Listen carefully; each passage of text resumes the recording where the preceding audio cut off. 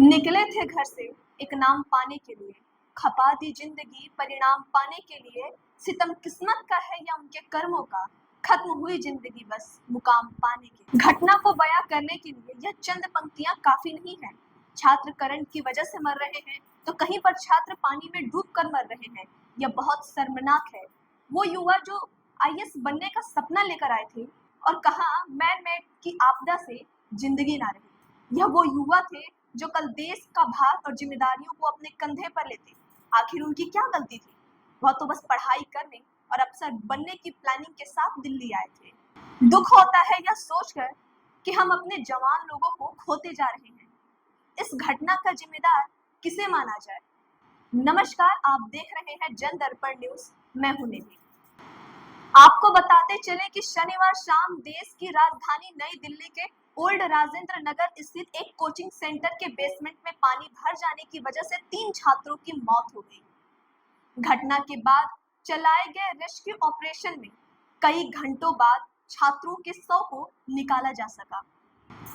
DCP central M Harshvardhan ने शनिवार शाम को जानकारी दी और कहा कि हमें शाम 7 बजे सूचना मिली कि राजेंद्र नगर में एक यूपीएससी कोचिंग इंस्टीट्यूट में बेसमेंट में पानी भर गया है।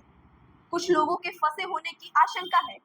शाम को हुई बारिश के कारण हम इस बात की जांच कर रहे थे कि इस पूरे बेसमेंट में पानी कैसे भर गया और बचाव कार्य अभी भी जारी है। आपको बताते चले कि अमर उजाला के एक रिपोर्ट के दौरान पता चला है कि भविष्य बनाने के नाम पर बच्चों की जिंदगियों के साथ खिलवाड़ किया जा रहा है। सकरे रास्ते, जर्जर बिल्डिंग जहां हवा तक प्रवेश नहीं कर सकती, उन इमारतों में सैकड़ों कोचिंग संस्थाएं चलाई जा रही हैं। अदालत की चेतावनी का भी इन पर कोई असर नहीं। जब अमर उजाला ने इसकी पड़ताल की तो स्थिति बेहद खतरनाक सामने आई। कागजी घोड़े दौड़ाने वाली सरकार तंत्र अभी भी धरातल पर नहीं उतरा तो सूरज जैसे हादसे को रोका नहीं जा सकता है। भूकंप के हल्के से झटके या प्रवेश द्वार पर बिजली की मीटर में शॉर्ट सर्किट हो जाए तो बच्चों को कोचिंग क्लास से सकुशल निकलना मुश्किल हो जाएगा। बेसमेंट में पानी भरने से 3 छात्रों की मौत के मामले को लेकर दिल्ली सरकार में मंत्री अतिशी ने कहा कि दोषियों को बख्शा नहीं जाएगा।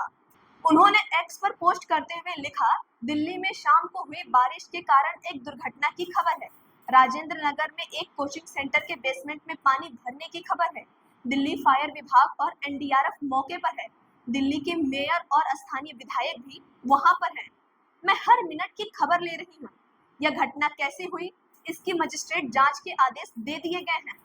इस घटना के लिए जो भी जिम्मेदार है उसको बख्शा नहीं जाएगा। अतिशी ने मुख्य सचिव को घटना पर मजिस्ट्रेट जांच शुरू करने और 24 घंटे के भीतर रिपोर्ट देने का निर्देश दिया है। सवाल तो यह भी उठता है कि लाखों रुपए की फीस, हजारों रुपए किराया देकर भी जान सुरक्षित नहीं है।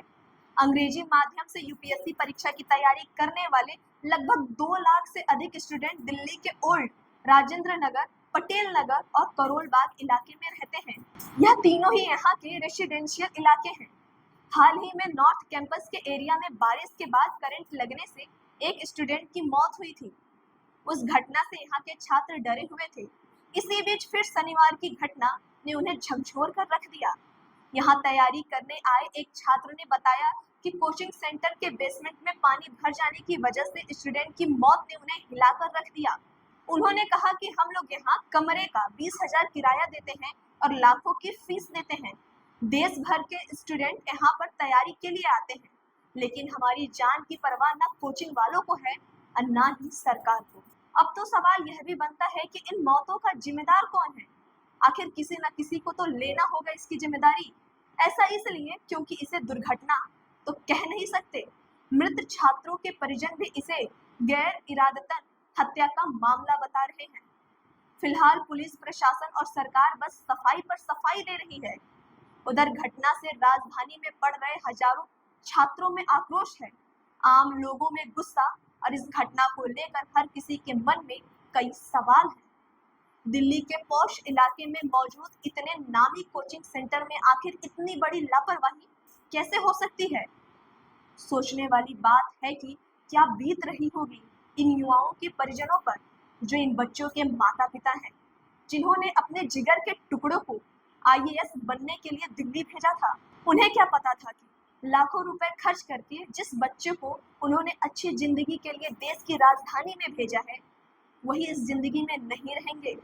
सवाल उठाना लाजमी है कि आखिर देश के नामी कोचिंग सेंटर में पढ़ने वाली इन युवाओं की मौत का जिम्मेदार किसे माना जाए?